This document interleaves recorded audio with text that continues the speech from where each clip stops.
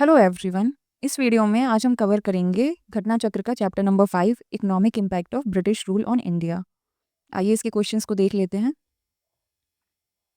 First question है, with reference to the period of colonial rule in India, home charges formed an important part of drain of wealth from India. Which of the following funds constituted home charges.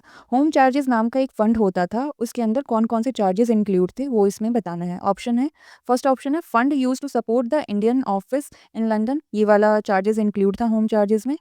Fund use to pay salaries and pension of British personal engaged in India, ये भी pension और salaries जो थी British personnel की जो कि India में work करते थे, ये भी इंक्लूड था। नेक्स्ट है funds used for waging war outside India by British, ये फंड इंक्लूड नहीं था, कोई भी वॉर वगैरह होती थी उसका कोई भी खर्चा जो होता था वो इस चार्जेस से, इस फंड से नहीं लिया जाता था। तो ऑप्शन इसमें बी हो जाएगा, वन स्टेटमेंट 1 और 2 इसमें करेक्ट है। Home charges refer to the expenditure incurred in England by the Secretary of State for India on the behalf of Indian government. Home charges जो था वो इंग्लैंड में सेक्रेटरी ऑफ स्टेट लगाते थे, किस बेसिस पे? इंडियन गवर्नमेंट के basis पे वो ये चार्ज को रिवाइव करते थे। और इसमें क्या क्या इंक्लूडेड था? इसमें इंक्लूडेड था purchase of military stores, expenditure on Indian office establishment, interest on डेब्ट, interest on railway capital investment, non effective charges of army, pension and gratuities payable in England to retire civil servant of country. इसमें जो भी military store खोलता था Britishers कहीं पे भी, वो चार्जेस इंक्लूड था। Expenditure of India office establishment, जो भी इंडिया का कोई भी ऑफिस अगर फॉरेन में एस्टेब्लिश होता था उसके चार्जेस इंक्लूड था, इंटरेस्ट देना पड़ता था। रेलवे के लिए इन्वेस्टमेंट के लिए कोई भी कर्जा लिया हो उसका इंटरेस्ट देना हो। Non effective charges of army भी इंक्लूड था। पेंशन और ग्रेजुएटी, जो रिटायर सिविल सर्वेंट थे उनका भी जो पेंशन और ग्रेजुएटी जाती थी इसी फंड से जाती थी। Fund used for waging war outside India by British were not included in home charges, जो भी वॉर वगैरह के लिए खर्चा होता था उसके पैसे इस फंड से नहीं लिया जाता था।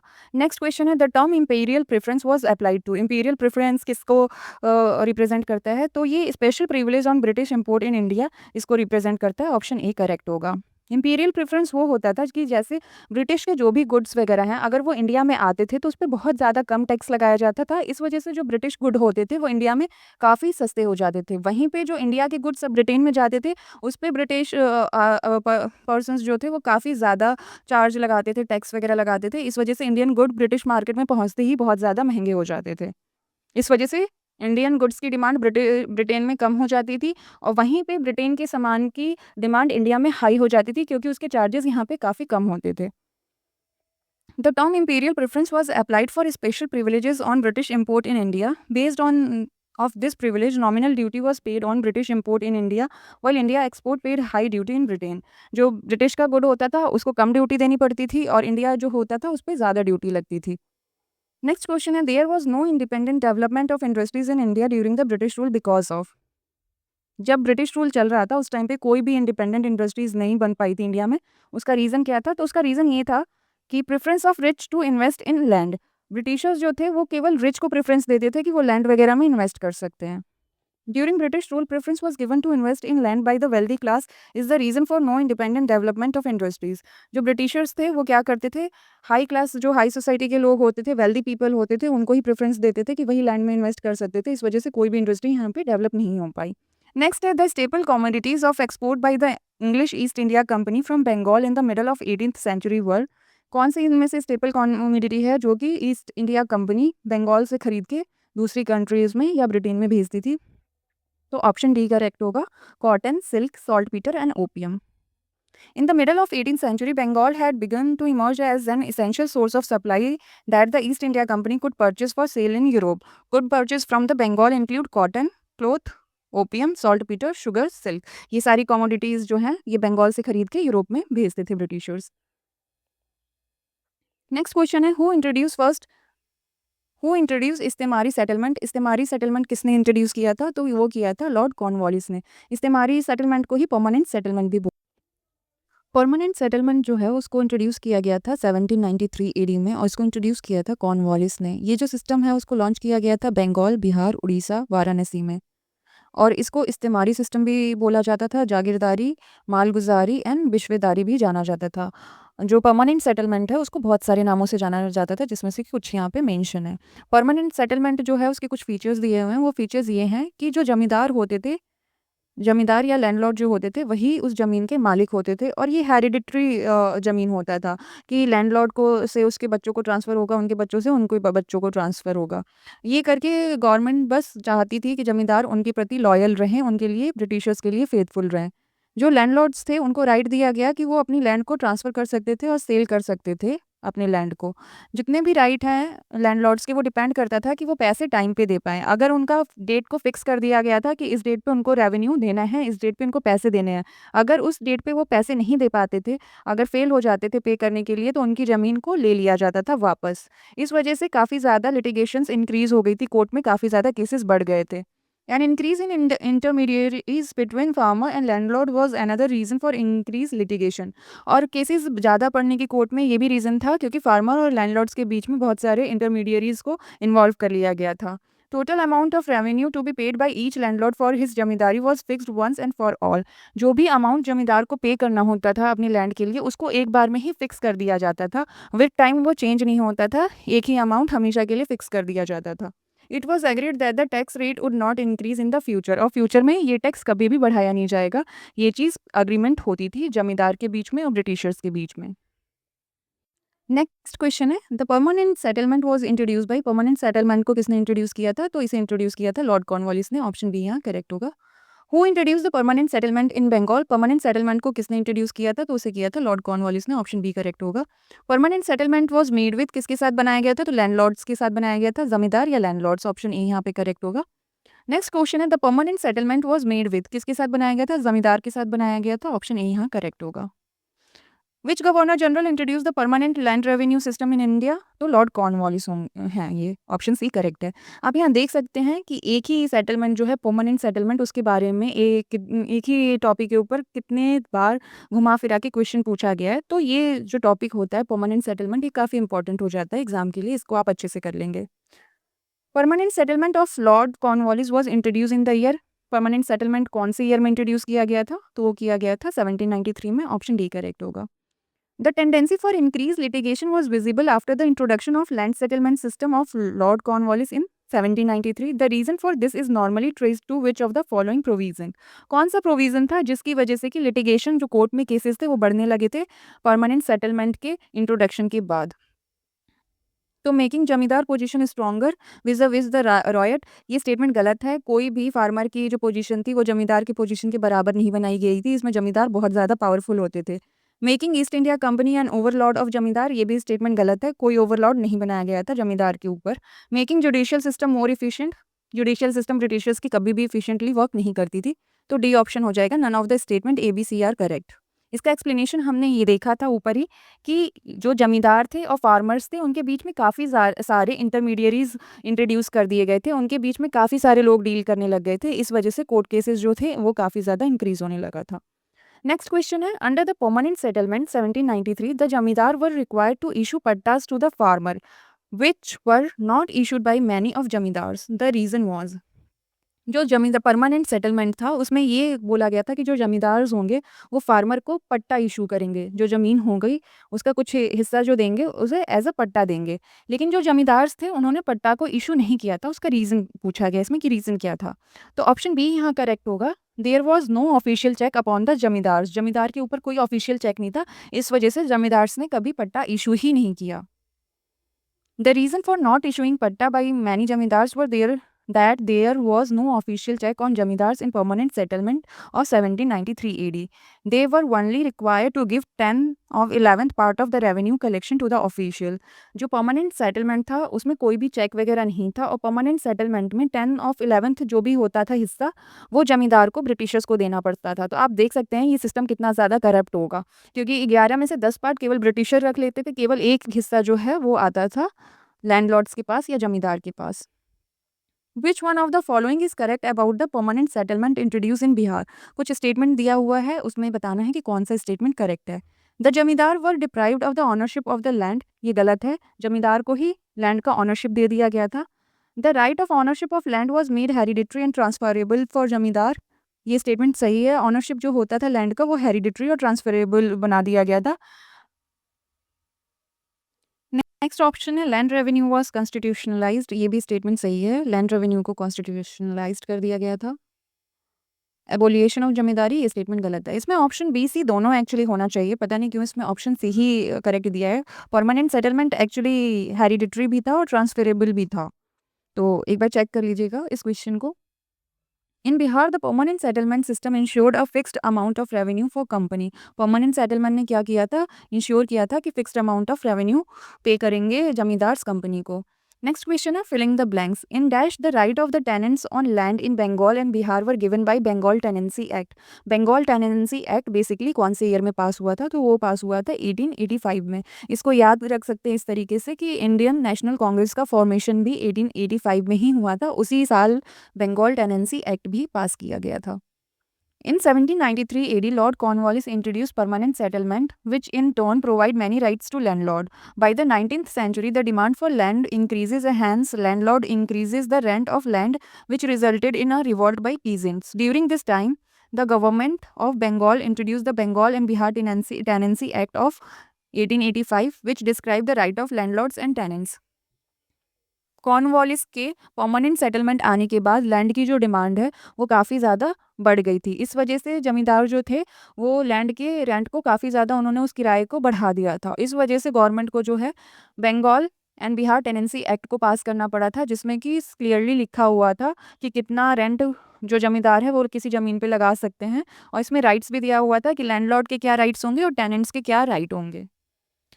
नेक्स्ट क्वेश्चन है who among the following was were associated with the introduction of ryotwari settlement in India during the British rule. इसमें से बताना है कि कौन एसोसिएटेड है रियोतवारी सेटलमेंट के लिए। तो रियोतवारी सेटलमेंट के लिए अलेक्जेंडर रीड भी रिस्पॉन्सिबल है और थॉमस मुनरो भी हैं। लॉर्ड कॉर्नवालिस का जो है परमानेंट सेटलमेंट था। 2-3 हो जाएगा, ऑप्शन सी यहाँ करेक्ट होगा। रियोतवारी सिस्टम में जो है वो ऑनरशिप जो दिया गया था वो फार्मर्स को दिया गया था, और एक ये लैंड रेवेन्यू सिस्टम था, और मेनली ये अप्लाई किया गया था मद्रास प्रेसिडेंसी में। उसके बाद इसको बारामहल डिस्ट्रिक्ट जो तमिलनाडु का है वहाँ पे भी अप्लाई किया गया था, और ये 1792 एडी में आया था। Alexander Read assisted by Thomas Munro fix the state demand on the basis of 50% of estimated production of the field. Alexander Read और थॉमस मुनरो इसके कर्ता धर्ता थे, उन्होंने ही ये सिस्टम इंट्रोड्यूस किया था, और 50% ऑफ जो भी प्रोड्यूस होता था, जितना भी अनाज होता था, 50% उसका फिक्स कर दिया गया था कि ब्रिटिशर्स को देना होता था। Later on, when Thomas Munro became governor of Madras, he extended the Ryotwari system to all part of the provinces. A permanent settlement was introduced by Lord Cornwallis in 1793 AD. जब बाद में Thomas Munro governor बने मद्रास के, तो उन्होंने पूरे मद्रास पे इस सिस्टम को अप्लाई कर दिया था, और जो परमानेंट सेटलमेंट था वो कॉर्नवालिस का था और 1793 एडी में इंट्रोड्यूस किया था। The ryotwari system was first implemented in, ryotwari system को पहले कहाँ अप्लाई किया गया, तो मद्रास में ही अप्लाई किया गया था। और कहाँ कौन सी जगह थी, तो वो बारामहल डिस्ट्रिक्ट था। यहाँ पे हमने क्वेश्चन में देखा है बारामहल डिस्ट्रिक्ट। नेक्स्ट क्वेश्चन है permanent settlement and ryotwari system of land revenue were introduce respectively.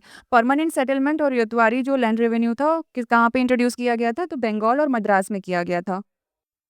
Permanent settlement जो है बंगाल में इंट्रोड्यूस किया गया था, रियोतवारी मद्रास में इंट्रोड्यूस किया गया था। परमानेंट सेटलमेंट जो है बंगाल, बिहार, उड़ीसा, वाराणसी ऑफ यूपी यहाँ पे इंट्रोड्यूस किया था। रियोतवारी सिस्टम को मद्रास, बॉम्बे, ईस्टर्न बंगाल, असम और कुर्ग में इंट्रोड्यूस किया गया था। Sir Thomas Munro is associated with the land revenue settlement. Sir Thomas Munro जो हैं वो किससे एसोसिएटेड थे, तो वो रियोतवारी सेटलमेंट से ताल्लुक रखते थे। ऑप्शन सी यहाँ पे करेक्ट होगा, ryotwari settlement. Ryotwari settlement system जो था वो सेकंड लैंड रेवेन्यू सिस्टम था, जिसको कि परमानेंट सेटलमेंट के बाद इंट्रोड्यूस किया था। Thomas Munro and captain Read were the founder of this system, और इस सिस्टम के फाउंडर जो थे वो थॉमस मुनरो और कैप्टन रीड थे। This system was first introduce in Baramahal district, और पहला कहाँ पे सबसे पहले इसको इंट्रोड्यूस किया गया था, तो बारामहल डिस्ट्रिक्ट तमिलनाडु में इंट्रोड्यूस किया गया था। After that this system was introduce in Madras, eastern Bengal, Assam, Coorg and some areas of Bombay. उसके बाद इसको मद्रास, ईस्टर्न बंगाल, असम, कुर्ग और कुछ बॉम्बे के एरिया में इंट्रोड्यूस किया गया। In ryotwari system the ownership right were transfer to the peasant. British government collected tax directly from the peasants. Around 51% of British occupied India area was included in this system. Ryotwari system में क्या किया था कि tax जो Britishers था वो directly peasant से लेते थे, जो भी वहाँ पे फार्मर थे, जो भी उस खेत को बोते थे या जोतते थे, उनसे डायरेक्ट ब्रिटिशर्स ले लेते थे। और 51% ऑफ ब्रिटिश ने जितना भी कब्जा कर रखा था एरिया इंडिया का, उसका 51% एरिया पे ये सेटलमेंट को अप्लाई कर दिया था ब्रिटिशर्स ने। और इसमें काफ़ी ज़्यादा हाई रेट था टैक्सेस के और काफ़ी स्ट्रिक्ट रूल थे। इस वजह से काफ़ी ज़्यादा पीजेंट इसमें सफ़र भी किए। नेक्स्ट है, in British system ryotwari land revenue collection was prevalent in, कहाँ पे ये प्रिविलेंट था, कहाँ पे ज़्यादा था, तो इनमें से कोई भी ऑप्शन करेक्ट नहीं होगा, क्योंकि साउथ इंडिया में भी था और ईस्ट इंडिया के कुछ पार्ट में भी था, बंगाल वगैरह में था, वहाँ पे भी था, और वेस्ट इंडिया में बॉम्बे वगैरह में भी ये अप्लाई किया गया था। तो इसका सी बी डी चारों आंसर हो जाएगा। नेक्स्ट क्वेश्चन है, who was associated with ryotwari settlement of Madras. Madras में जो रियोतवारी सेटलमेंट था वो किससे एसोसिएशन था उसका, तो मुनरो से था, थॉमस मुनरो से। ऑप्शन सी यहाँ करेक्ट हो जाएगा। नेक्स्ट क्वेश्चन है, who started ryotwari system. Ryotwari system को किसने इंट्रोड्यूस किया था, तो ये किया था थॉमस मुनरो ने। ऑप्शन ए यहाँ करेक्ट होगा। नेक्स्ट है, the ryotwari settlement was introduce by British India in. Ryotwari system को कहाँ पे इंट्रोड्यूस किया गया था, तो ये मद्रास एंड बॉम्बे प्रेसिडेंसी दोनों में किया गया था। ऑप्शन डी यहाँ पे करेक्ट होगा, Madras and Bombay presidency.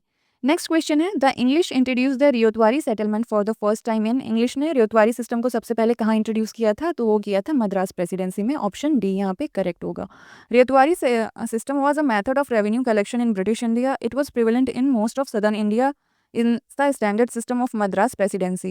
The system was devised by Alexander Reed and Thomas Munro. It was introduced by Thomas Munro when he was governor of Madras. पीछे हमने इसका explanation वैसे भी देख लिया था। Next है, with the reference to ryotwari settlement consider the following statement. Ryotwari settlement के regarding कुछ statement दिया हुआ है, वो बताना है कौन सा correct है। The rent was paid directly by peasant to the government. ये statement सही है। जो भी रेंट होता था या जो भी टैक्स होता था वो पीजेंट डायरेक्टली पे करते थे गवर्नमेंट को, ब्रिटिशर्स को। The government gave pattas to ryot. ये भी ऑप्शन सही है, गवर्नमेंट अलॉट करती थी पट्टा रेयोत्स को, जो भी खेत को बोते थे उनको पट्टास अलॉट करती थी गवर्नमेंट। नेक्स्ट है, the land was served and assessed before being tax. Land का पहले सर्वे किया जाता था कि यहाँ पे कितना टैक्स लगा सकती है सरकार, उसके अकॉर्डिंग वहाँ पे टैक्स लगाया जाता था। तीनों स्टेटमेंट ही करेक्ट है, तो ऑप्शन सी यहाँ पे करेक्ट हो जाएगा। 1 2 3 all statements are correct. Thomas Munro जो थे उन्होंने रियोतवारी सिस्टम को इंट्रोड्यूस किया था, और कब किया था, 1820 एडी में किया था। जो एरिया था मद्रास का एरिया था, बॉम्बे का था, ईस्टर्न बंगाल था, असम और कुर्ग का था। रियोतवारी सेटलमेंट में जो ऑनरशिप राइट था वो पीजेंट को दे दिया गया था, और British government directly tax collect करती थी पीजेंट से। नेक्स्ट है, the system under which the peasant himself on the land and is responsible for the payment of land revenue to the government is known as. तो इसको ryotwari system जाना जाता था। Option B यहाँ करेक्ट होगा।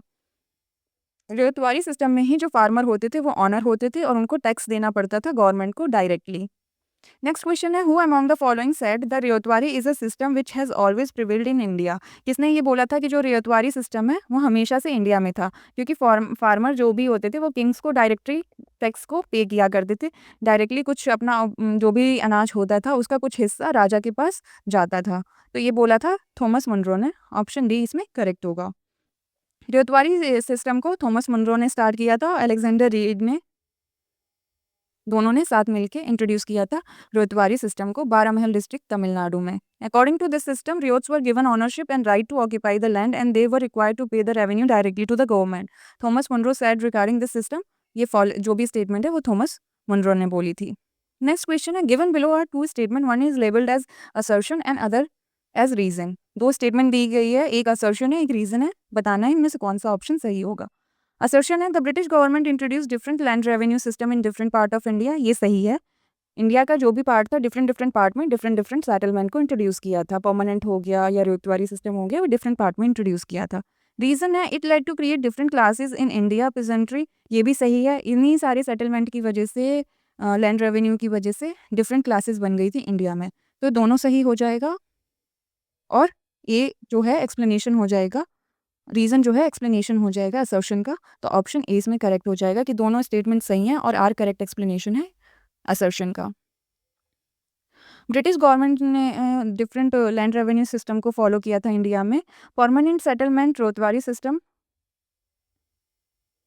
और महलवारी जो सेटलमेंट है, ये different different land revenue settlement है। जैसे कि परमानेंट सेटलमेंट हो गया, रियोतवारी हो गया, महलवारी हो गया।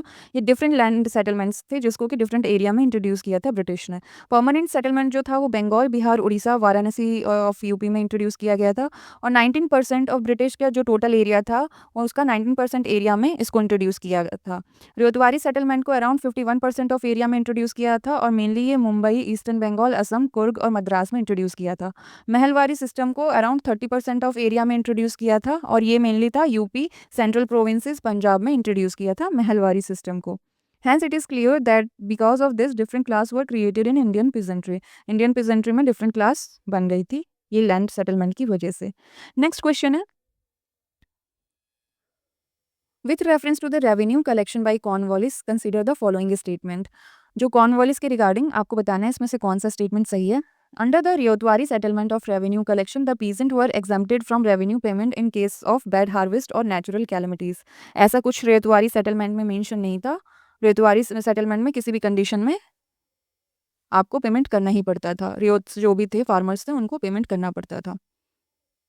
नेक्स्ट स्टेटमेंट है, under the permanent settlement in Bengal if the zamindar failed to pay his revenue to the state on or before the fixed date he would be removed from his zamindari. ये statement सही है। परमानेंट सेटल में एक date को fix कर दी जाती थी और उस डेट पे अगर जमींदार ने पैसे नहीं पे किए तो उनसे उनकी जमींदारी को छीन लिया जाता था। तो केवल ऑप्शन 2 यहाँ पे करेक्ट होगा, ऑप्शन बी यहाँ पे सही है। रेतवारी सिस्टम में ऐसा कोई भी सिस्टम नहीं था जिसमें कि मेंशन किया गया हो कि कोई कैलेमिटीज जैसे बाढ़ वाढ़ आ जा रही है या कुछ उनका हार्वेस्ट अच्छा नहीं हो रहा, अच्छी उपज नहीं हो रही तो वो वहाँ पे पेमेंट ना दें, टैक्स ना दें, ऐसा कुछ भी मेंशन नहीं था। इसलिए ऑप्शन 1 जो है इनकरेक्ट है। परमानेंट सेटलमेंट में जमींदार को फिक्स्ड डेट पे पेमेंट करना पड़ता था, फिक्स्ड डेट थी वो। अगर उस डेट पे नहीं जमींदार ने पे किया तो उनको उनसे ज़मीन ले ली जाती थी, उनसे उनकी ज़मींदारी ले ली जाती थी। और ये जो डेट को फिक्स किया गया था वो सनसेट क्लॉज़ के अंडर में आता था। सनसेट क्लॉज़ का मतलब ये होता है कि सूरज डूबने से पहले उनको पेमेंट करना होता था उस डेट पे। अगर सूरज डूबने से पहले वो नहीं करते तो उनकी ज़मींदारी छीन ली जाती थी। नेक्स्ट है, when was the Punjab land alienation act passed. कौन से ईयर में पंजाब लैंड एलिनिएशन एक्ट को पास किया था? तो वो किया था 1900 में। ऑप्शन सी करेक्ट हो जाएगा। नेक्स्ट है, when was the first T company in Assam established. Assam में पहली टी कंपनी कब एस्टैब्लिश की गई थी? तो वो 1839 में की गई थी। ऑप्शन सी यहाँ पे करेक्ट होगा। The Assam company was formed in England in 1839। Assam company जो है उसको इंग्लैंड में पहले बनाया गया था 1839 में और उसका कैपिटल जो रखा गया था 5 लाख रखा गया था। The Assam company with its headquarter in नजीरा in Assam is the oldest T company in Assam that is still functioning. और जो इसका हेडक्वार्टर था वो नाजीरा असम में बनाया गया था और ये असम की अभी भी ओल्डेस्ट टी कंपनी है, सबसे पुरानी टी कंपनी है। नेक्स्ट क्वेश्चन है, who introduce the system of Mahalwari system in Bengal. Mahalwari system को किसने इंट्रोड्यूस किया था? तो किया था हॉल्ट मैकेंजी ने। ऑप्शन सी यहाँ करेक्ट होगा, हॉल्ट मैकेंजी। महलवारी सिस्टम को हॉल्ट मैकेंजी ने इंट्रोड्यूस किया था और 1822 में किया था, बंगाल में ये इंट्रोड्यूस किया था। Under this system the land revenue was collected from the farmer by treating whole village as a single unit called mahal. The revenue was not fixed but revise periodically. इसमें जो सिस्टम था महलवारी उसमें ये फीचर था कि village जो था उसमें जितने फार्मर थे उन सारे फार्मर से कलेक्टिवली टैक्स लिया जाता था और जितने भी फार्मर थे उन सारे फार्मर को, एक विलेज के फार्मर को कंसिडर किया जाता था एक महल के अंदर। इस वजह से इसको महलवारी सिस्टम भी बोला जाता था। और इसमें जो भी रेवेन्यू होता था वो फिक्स्ड नहीं था, इसको टाइमली रिवाइज्ड किया जाता था। एक साल कुछ लिया गया, अगले साल हो सकता है उसको चेंज कर दिया जाए और कुछ और अमाउंट लिया जाए। नेक्स्ट है लिस्ट 1 को मैचिंग का क्वेश्चन है। लिस्ट 1 दिया गया है, लिस्ट 2 है, उसको मैच करना है। जजमानी सिस्टम जो है वो नॉर्थ इंडिया में प्रिवेल करती है, नॉर्थ इंडिया में है। 12 बलूते जो है महाराष्ट्र की है और मीरासाई जो है तमिलनाडु की है, अदादे जो है कर्नाटका की है। ए का 1 होगा, बी का 3 होगा और सी का 4 होगा। ऑप्शन डी यहाँ पे करेक्ट होगा। जजमानी सिस्टम जो है नॉर्थ इंडिया में प्रिवेल करता है। 12 बलूते जो है महाराष्ट्र का है, मिरासी जो है तमिलनाडु का है, अदादे जो है कर्नाटका का है। नेक्स्ट क्वेश्चन है, what is the total percentage of central revenue spent on military forces in British India. Central revenue का जितना कितना हिस्सा होता था जो कि ब्रिटिश जो है मिलिट्री पे खर्च करते थे, तो 40% जो है मिलिट्री पे खर्च किया जाता था। ऑप्शन ए करेक्ट होगा। The total percentage of central revenue spent on military forces in British India was 40%। Next है, which one of the following statement correctly define the term drain theory as propounded by Dadabhai Naoroji. दादा भाई नरोजी ने जो drain theory दिया था वो इनमें से कौन सा स्टेटमेंट सबसे अच्छे से एक्सप्लेन करता है? तो ऑप्शन बी इसमें करेक्ट होगा। That part of Indian national wealth or total annual product was being exported to Britain for which Indian got no material return. जो भी इंडियन नेशनल वेल्थ था वो एक्सपोर्ट जो इंडिया करता था उसके बदले इंडिया को कोई भी मटेरियल या इकोनॉमिकल बेनिफिट नहीं मिलता था। यही बोला था ड्रेन थ्योरी में दादा भाई नरोजी ने। ऑप्शन बी करेक्ट होगा। दादा भाई नौरोजी को ग्रैंड ओल्ड मैन के नाम से भी जाना जाता है और इन्होंने फोकस मेनली किया था ड्रेन ऑफ वेल्थ इंडिया से जो इंग्लैंड में हो रहा था कॉलोनियल रूल के टाइम पे। One of the reason that the drain theory is attributed to Naoroji was his decision to estimate the national net profit of India. इनको ड्रेन थ्योरी के लिए मेनली क्यों जाना जाता है, क्योंकि इन्होंने एस्टिमेट किया था national net profit of India को। दादा भाई जो नौरोजी हैं उन्होंने कुछ फैक्टर दिया था जिससे बताया था कि एक्सटर्नल जो भी हमारी वेल्थ है वो ड्रेन हो रही है, वो बाहर जा रही है, उसका कोई बेनिफिट इंडियंस को नहीं मिल रहा है। और इनमें से कुछ पॉइंट्स ये थे: external rule and administration in India, all the civil administration and army expenses of Britain were paid by India.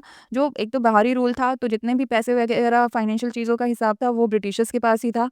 जो भी ब्रिटिशर्स का सिविल एडमिनिस्ट्रेशन होता था या उनकी आर्मी के खर्चे होते थे वो इंडियन को ही देना पड़ता था। A part of Indian national wealth was transferred to England for which India got no return. India was bearing the burden of territory building both inside and outside India. अब जो इंडिया से जो भी पैसे जा रहे थे बाहर उसका कोई हिसाब नहीं था, उसके बदले इंडियंस को कोई भी बेनिफिट नहीं मिलता था। और इंडियन टेरिटरी पे जो भी चीज़ें बन रही हैं या इंडिया से बाहर ब्रिटेन वगैरह में बन रही हैं उन सब चीज़ों का खर्चा फाइनली इंडियन रेवेन्यू से ही जाता था। नेक्स्ट है, which of the following propounded the drain theory. Drain theory कौन लेके आया था, तो दादा भाई नौरोजी लेके आए थे। ऑप्शन ए करेक्ट होगा। Who is the exponent of theory of economic drain of India during the British rule. British rule के टाइम पे इकोनॉमिक ड्रेन किसने बोला था, तो दादा भाई नौरोजी ने बताया था ये कॉन्सेप्ट। ऑप्शन डी यहाँ करेक्ट होगा। नेक्स्ट है, consider the following statement and select the correct answer from the code given below the statement. आपको दो स्टेटमेंट दिया गया है, असर्शन एंड रीजन बताना है कौन सा स्टेटमेंट करेक्ट है। Generally India had a favourable balance of trade during the British rule. ये सही है, इंडिया का जनरली फेवरेबल ट्रेड बैलेंस ही रहता था। The drain of wealth took the form of unrequited export, ये भी ऑप्शन सही है। तो इसमें ऑप्शन ए सही हो जाएगा। दोनों स्टेटमेंट सही हैं और रीजन करेक्ट एक्सप्लेनेशन है असर्शन का। एक्सप्लेनेशन को देख लेते हैं। The constant flow of wealth from India to England for which India did not get any adequate economic commercial material return has been described by national leader and economics as drain of wealth from India. वही जो आपको drain of wealth का definition बताया है वही यहाँ पे mention है। Before 1813 company had a recurring surplus which accrued from a profit from oppressive land revenue policy, profit from its trade resulting from monopolistic control over Indian market and extraction. Option C made by the company's official. All this surplus was used by the company as an investment, that is for making a purchase of exportable item in India and elsewhere. Against the exports of good made out of this investment, India did not get anything in return. This system was brought to an end by the Charter Act of 1813. From 1813 onward, economic drain took the form of unrequired export.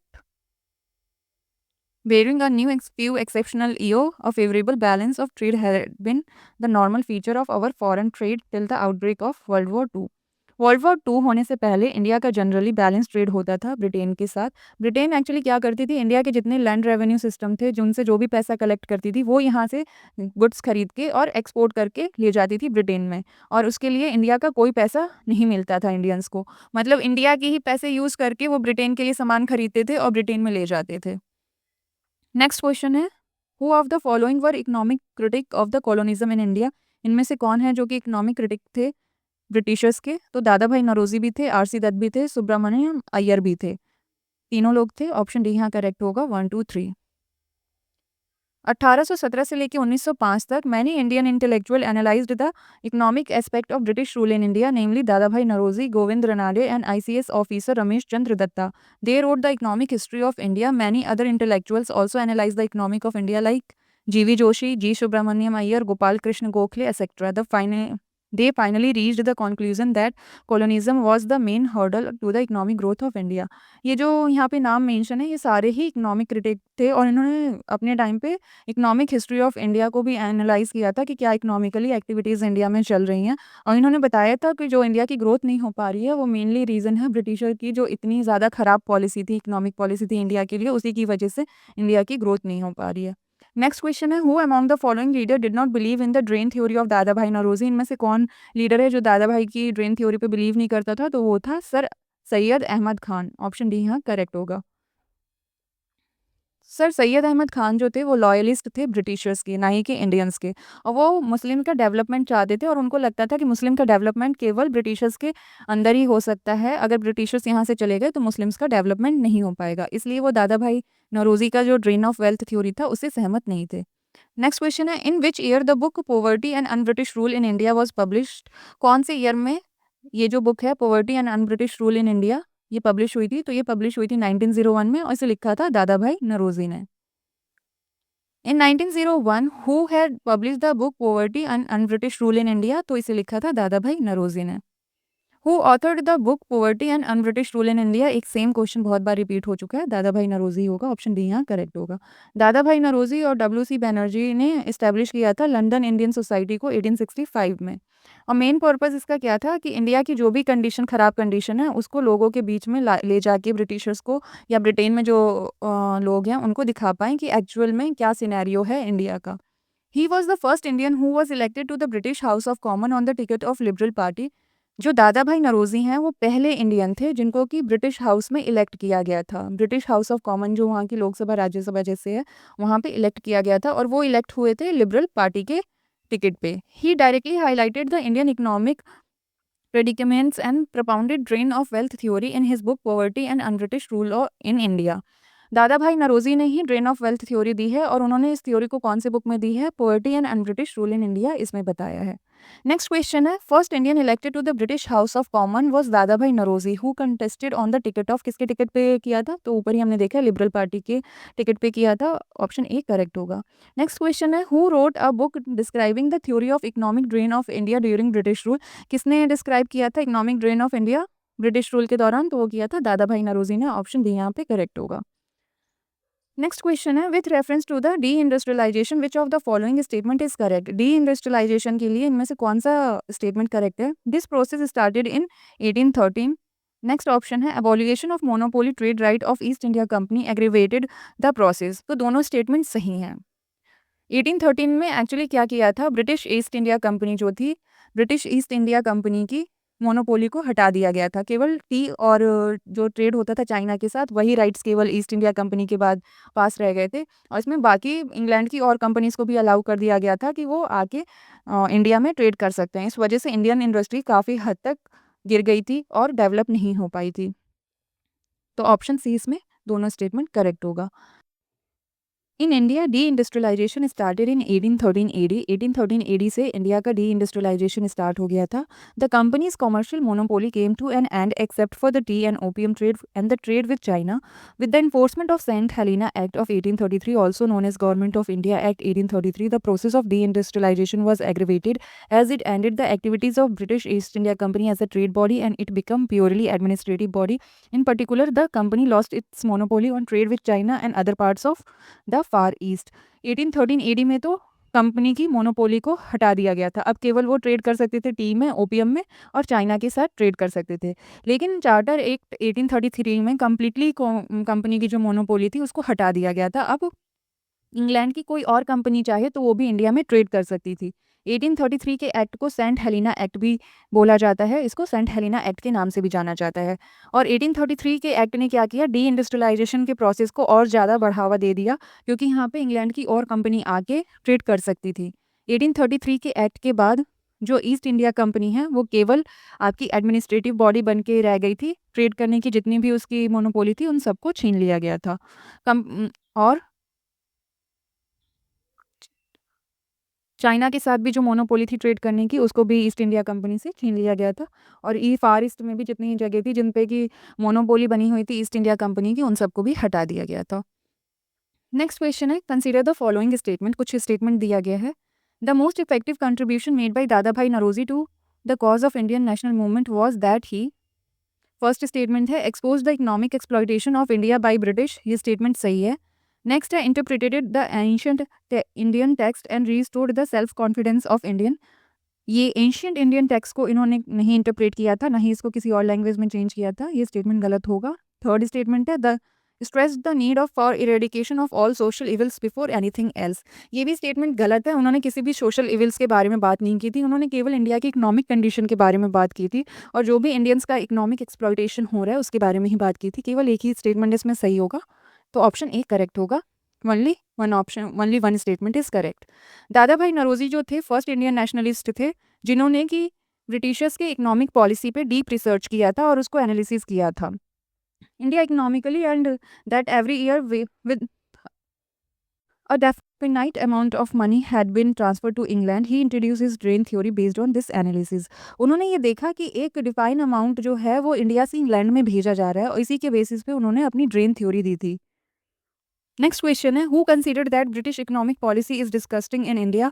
जो भी British की economic policy है वो काफ़ी ज़्यादा खराब है तो दादा भाई नरोजी ने बोला था. ऑप्शन बी यहाँ पे करेक्ट होगा, दादा भाई नरोजी. सॉरी, इसका आंसर जो होगा ऑप्शन सी होगा, कार्ल मार्क्स. कार्ल मार्क्स ने बोला था कि ब्रिटिश इकोनॉमिक पॉलिसी जितनी भी हैं वो डिस्कस्टिंग है इंडिया के लिए.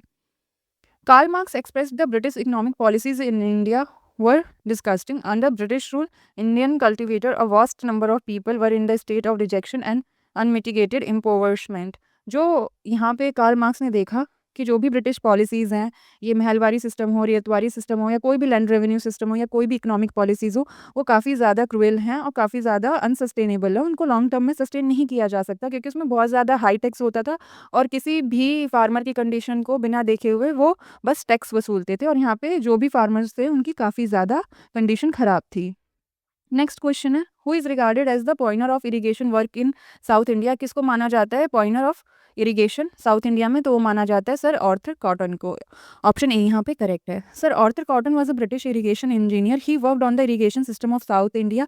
Sir Arthur Cotton is considered as the pioneer of irrigation system in South India.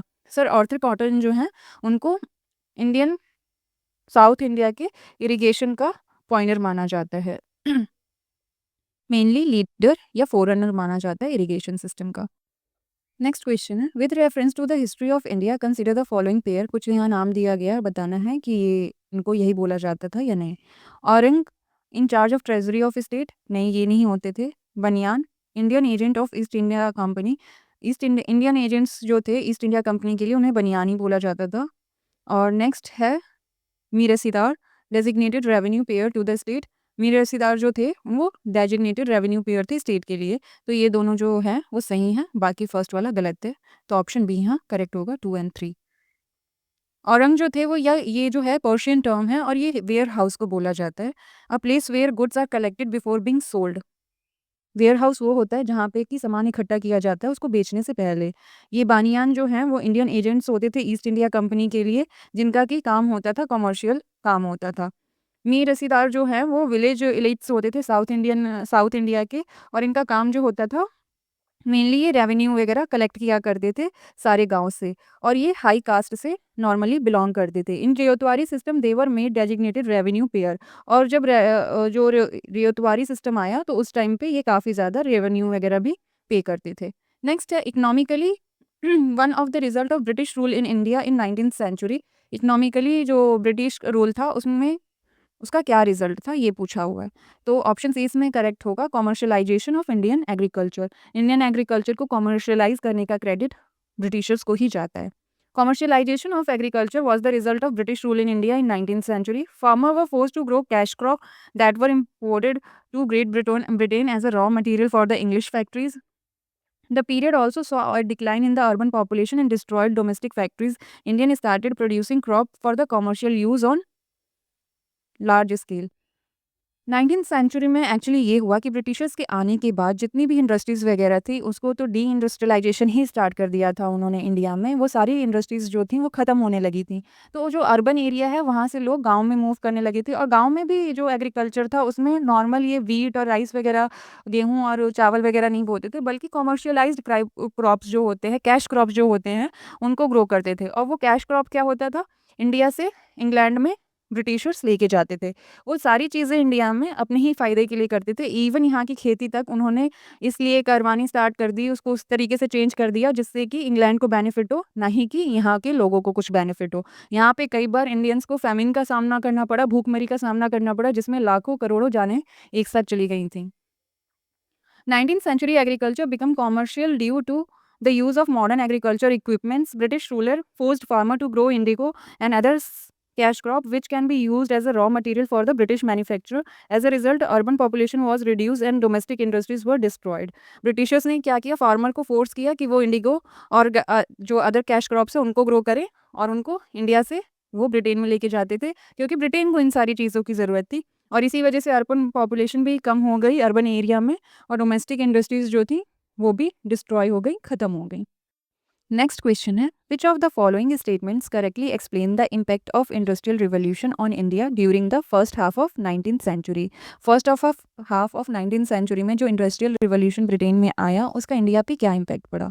तो ऑप्शन ए करेक्ट होगा, इंडियन हैंडीक्राफ्ट्स वर रूइंड। इंडिया के जितने भी हैंडीक्राफ्ट्स थे उनको कम्प्लीटली डिस्ट्रॉय कर दिया था जो ब्रिटेन में इंडस्ट्रियल रिवोल्यूशन आया था। एक्सप्लेनेशन देख लेते हैं। During the first half of 19th century, British policies turned India into an exporter of raw material and consumer of finished product. First half of 19th century जो था, Britishers ने क्या किया था, इंडिया से रॉ मटेरियल लेके जाते थे और उस रॉ मटेरियल को फिनिश करने के बाद उसका फाइनल प्रोडक्ट बनाने के बाद इंडियन मार्केट में ही सेल कर देते थे। Also because of industrial revolution in Britain, a new machine were invented that were use to make handicraft product that were not only cheap but also good quality that led to the downfall in the demand of Indian handicraft product in domestic market too. अब industrial revolution आया तो वहाँ पे different machines का भी invention हो गया, खोज की गई डिफरेंट मशीन्स की।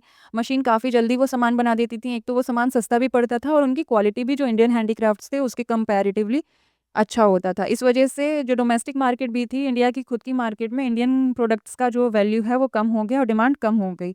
Already they were unable to sell Indian good in Britain because of high tariff. All this led to the ruin of Indian handicrafts. अब क्या, जो इंडियन हैंडीक्राफ्ट्स है ना तो वो ब्रिटेन में बिक पा रहे थे ना तो इंडिया में बिक पा रहे थे। इस तरीके से इंडिया के हैंडीक्राफ्ट कंप्लीटली बर्बाद हो गए, डिस्ट्रॉय हो गए।